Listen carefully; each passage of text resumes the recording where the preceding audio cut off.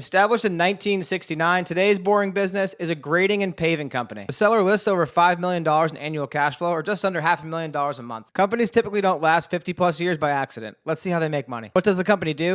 This company handles the first phase of construction. They're typically hired by developers building subdivisions or commercial projects. They take raw land and turn it into build-ready sites. Let's take a look at the numbers. The asking price is $15.8 million. For gross revenue, they do $24.3 million a year in annual sales. Out of that $24.3, they generate $5.3 million a year in cash flow. At this ask price, the seller is looking for 3 times annual cash flow for the business. Given the asking price of $15 million plus, this is not an SBA deal. To buy something like this, you're typically looking at a lower middle market structure, which includes some combination of senior bank debt, equipment loans, seller loans, SBIC, or mezz debt. Given the size and industry, this often goes to an industry buyer or someone with significant experience in the industry. Now, some items to note on the listing. The first is revenue mix. Residential subdivision work is 55% of their total revenue.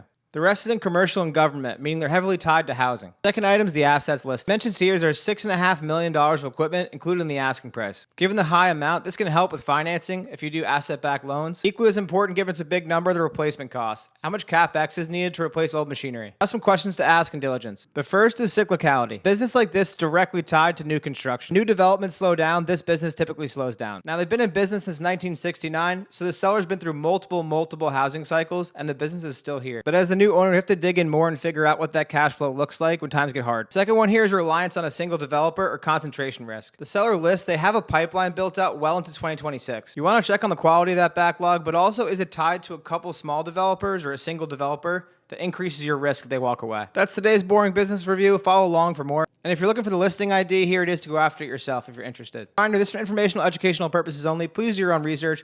You can lose more than 100% of what you put in.